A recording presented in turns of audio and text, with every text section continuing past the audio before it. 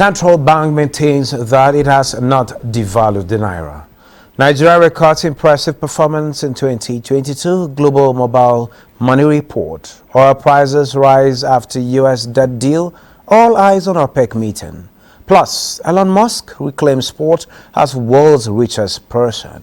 This is Business Express on the network service of the NTA, and we are reaching you from Abuja, the nation's capital. I am Benny Adams, your guide.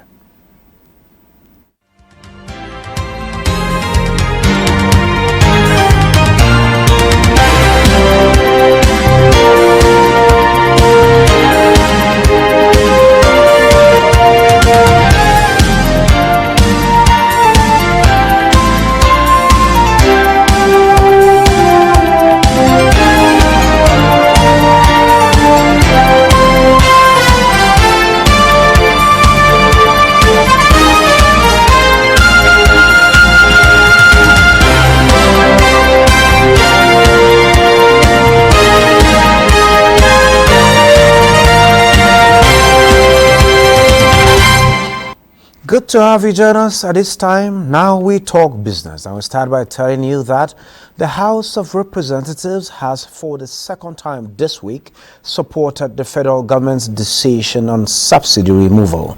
The House also went a step further by suggesting the removal of subsidy on all petroleum products in Nigeria. It's the federal government to immediately design and implement palliatives such as providing alternative and cheaper means of transportation across the country.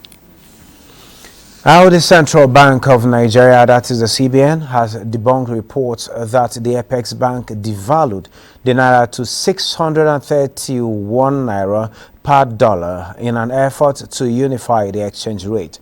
In a statement issued Thursday by the CBN's Assistant Director Corporate Communications, Issa Abdul Mumin, the bank described as falsehoods that the CBN devalued the local currency from 461.6 to 631 naira on the import and export market segment on Wednesday, following President Bola Tinubu's announcement of plans to unify the rates.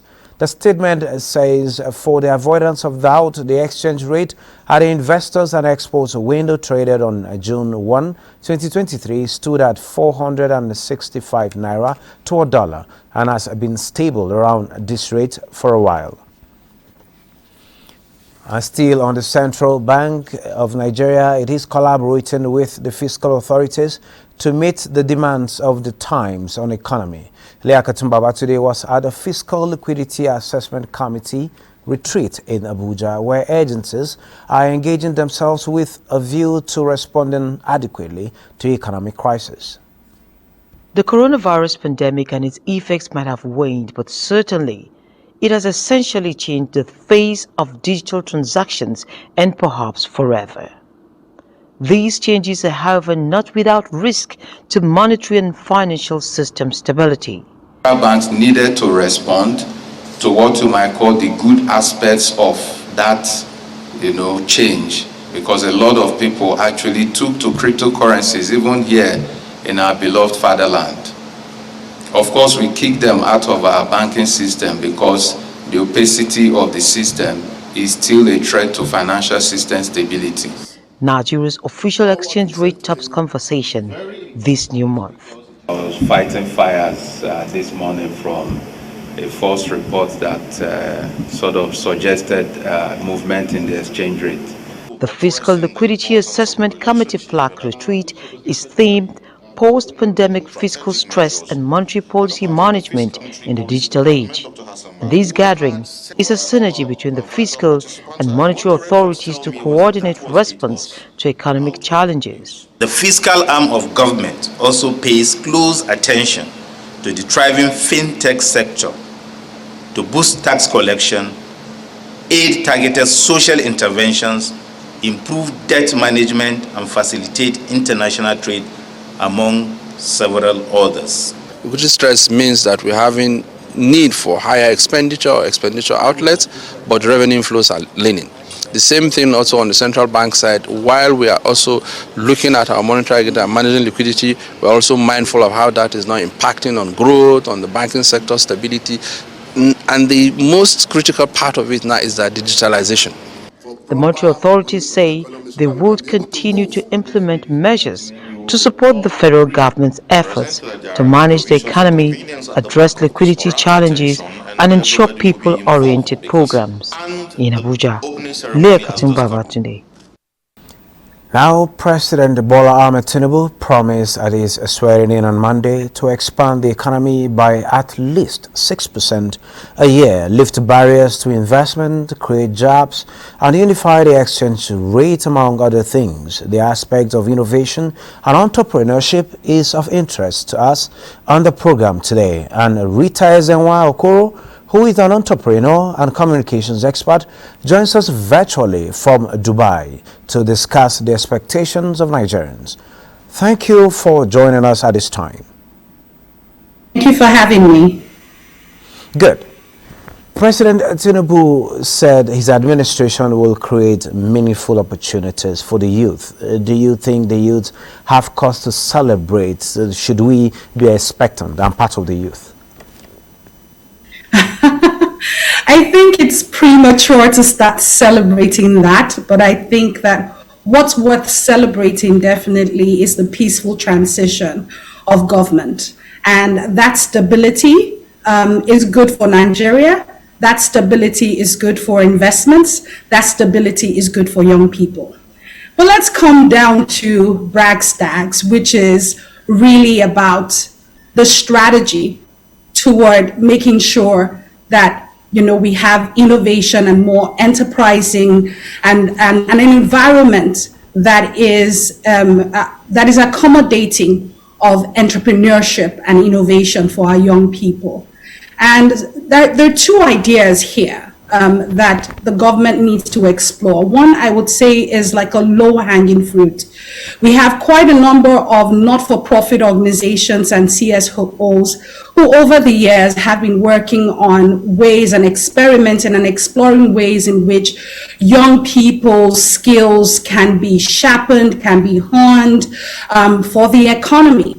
And quite a number of them have been very impactful.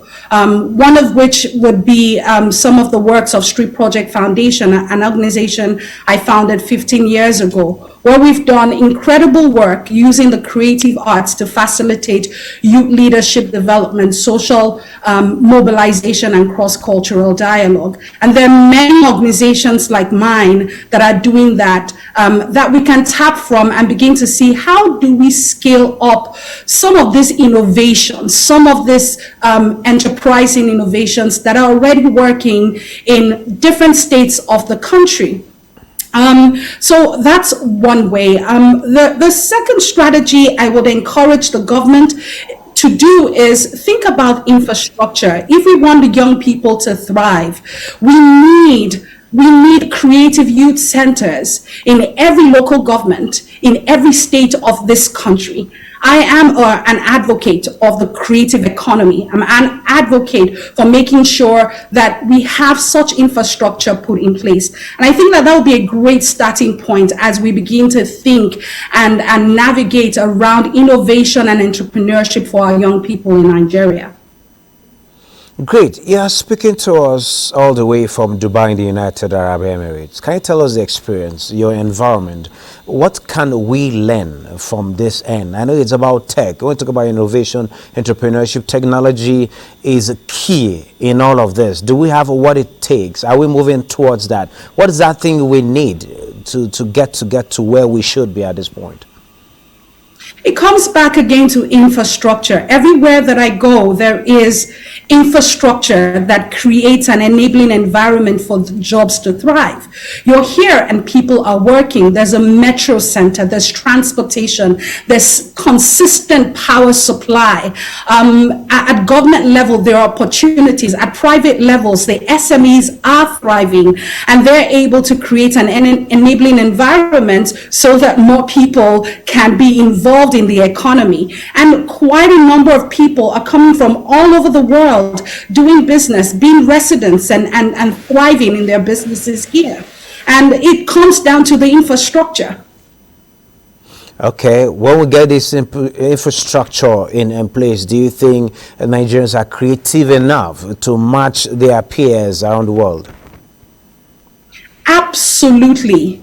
There's no doubt that our Nigerians are enterprising. But the challenge, and I would say this, that, because of the harshness of the environment, our young people are forced to be enterprising. They are forced to be creative, which has its good sides, but there are also downsides to it. It's how are you enterprising? How are you creative? Right? And so I really think that the focus should be on our value system. What is it that our young people are seeing? What are the things that our young people need to model? Are we creating an environment where it's meritorious, where it's really about the merits? Is it an environment of excellence? Is it an environment of hard work? What kind of leaders do they see? What kind of environment is thriving? Are we celebrating corruption, or are we celebrating people who are hardworking, people who are investing in their time and energy in seeing their ideas move from grass to grace? These are the things that we need to begin to walk on. And that's why I believe very much in the power of the creative arts to be able to help develop value systems, character building that are necessary for the world of work, that are necessary to thrive, not just in Nigeria, but in diaspora at large. That way we're changing the narrative. If we want to look at our creative sector, for instance, the music industry is thriving. I just came back from New York not long ago, and I was listening to our Afrobeat in train stations, or just recently the amazing work of Hilda Bassi.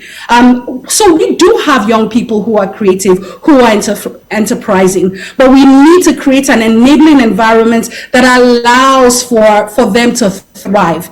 Our young people have been on survival mode for so long. It's been a lot of talk about resilience and adapting. Enough of adapting. It's time for them to thrive. And for them to thrive, we need to create incubators. We need to see private and public partnership work hand in hand, especially with financial institutions, to see our young people's ideas being birthed and see them grow so that they in turn become employers of labor. That way, even with the president's ambitious goal of 1 million jobs for young people, this can be achieved if we're looking at both the tech and creative economy. The digital economy is driven greatly by creative people. And so if we want to see that ambitious number come through, we must put into consideration our creative economy as well. Well, it's good you mentioned the private sector as being key partners to this. Before now, you keep hearing government should do this, government should do that. Yes, government needs to create that enabling environment. But what you and I are doing is also very important. You mentioned earlier you belong to an organization. Yes, you're working in diaspora. What are you doing back home, or what are your plans back home to ensure that this youth constituency, this demographic, you also impact your own sphere of contact back home? Yeah, like I mentioned, I'm the founder of Street Project Foundation, and this is an organization that's 15 years old, and for the last 15 years, we've been working with young people from low-income backgrounds using creative arts to facilitate youth employment, amongst many other things. We run programs like the Creative Youth Boot Camp, Arts Vocacy, Digital Amazons. We just completed the 5th cohort for the free fund edition of Digital Amazons that saw us focus on our efforts on building the capacities of young people with physical disabilities, amongst others, and creating job opportunities for them as well. In the last 1 year, we trained about 100 female creatives in photography, videography, graphics design, storytelling, video editing, and many other skills that are necessary for 21st century world of work. And this is one thing that, I do amongst many other things. And our young people are also, through our Creative Youth Bootcamp, are creating music, poetry, and doing total theater performances that strengthen not just their character but their economy. And a lot of our young people have transited because of our value chain from discovery of their talents to actual employment or actual creation of jobs for themselves. Okay, great. Talking about your work and what is needed in tech as well as creativity, now we're talking about the government. What policies should we expect from this new government putting in place?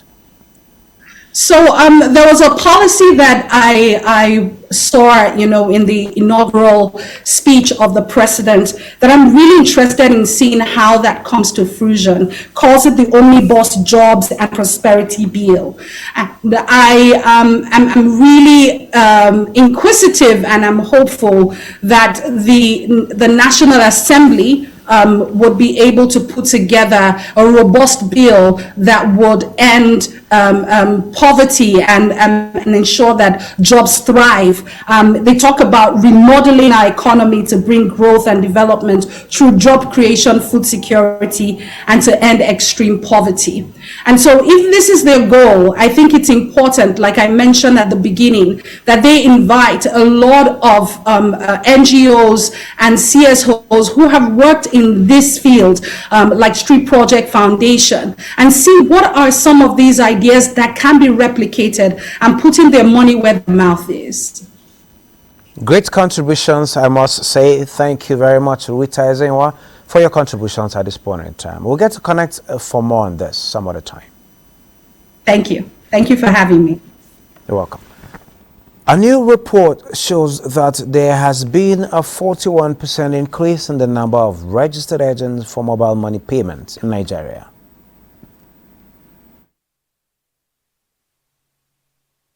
Among all adults in Nigeria that are aware of mobile money and have used a mobile phone, mobile money account ownership has grown from 16% to 22% in the last year. Of all adults with a mobile account, 88% have one registered in their name, about a 9 percentage point increase year on year.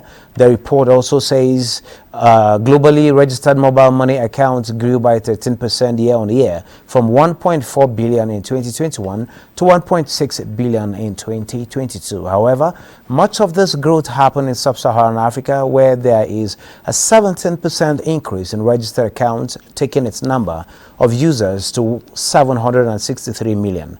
Beyond users, financial transactions facilitated by mobile money also witnessed impressive growth within the period under review. According to the report, transaction values grew by 22% to $1.26 trillion, up from $1 trillion in 2021. Oil prices rose on Friday after a U.S. debt ceiling deal averted a default in the world's biggest oil consumer, while attention turned to a meeting of OPEC ministers and their allies at the weekend. Brent crude futures were up $1.22 to $75.49 a barrel by 11:34 GMT, while U.S. West Texas Intermediate crude was up $1.19 at $71.29. Both contracts were headed for their first weekly loss in 3 weeks. On that note, let's see the prices of other commodities on the global market.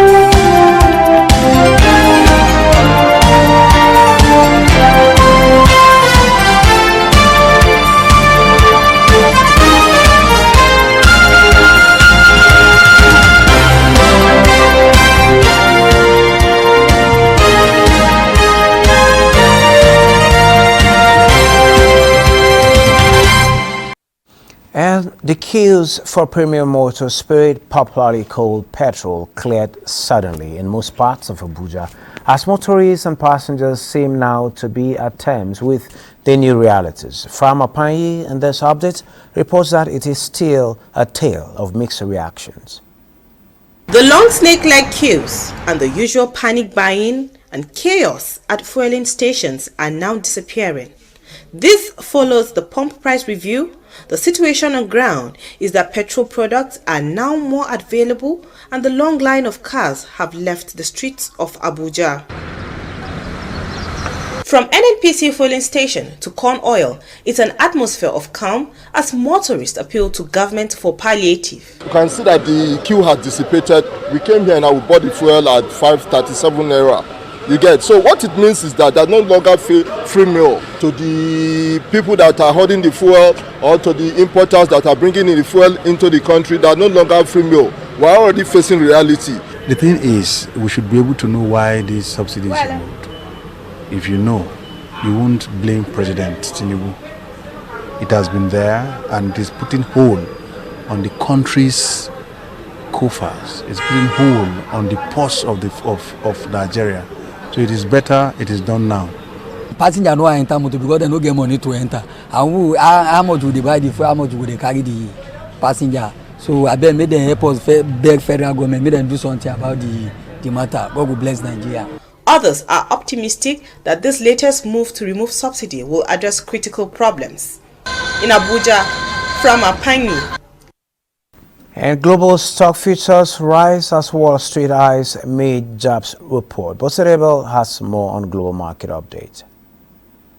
European Central Bank (ECB) officials have given firm hints it will raise rates again this month, but economists say the outlook for July and September is more uncertain. However, European stock markets were higher Friday after U.S. lawmakers passed a bill to raise the debt ceiling and cap government spending for 2 years, days before the default deadline.